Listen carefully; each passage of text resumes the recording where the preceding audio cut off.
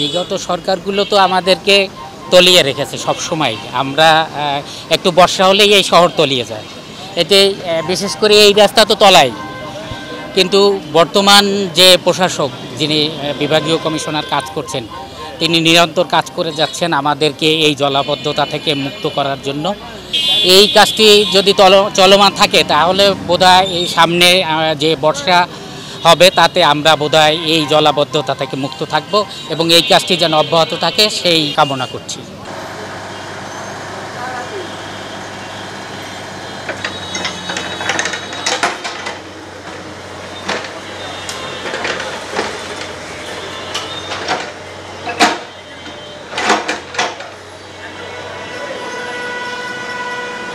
মাঠের অলরাউন্ডার আমি, আর ঘরের allrounder Tylox. Tylox toilet cleaner, clean মানেই টাইলক্স।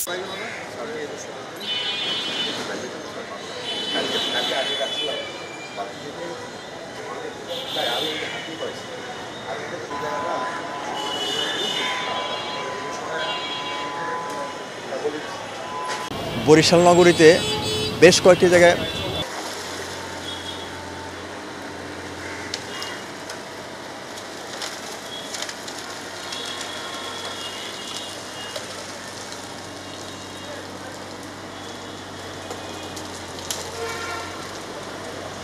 বিব্রতকর পরিস্থিতি উদ্ভব করার মতো জলাবদ্ধতার সৃষ্টি হয়। বিশেষ করে এই রাস্তাটার কথা আমি শুনেছি, এখানে নাকি হাঁটু পানি জমে।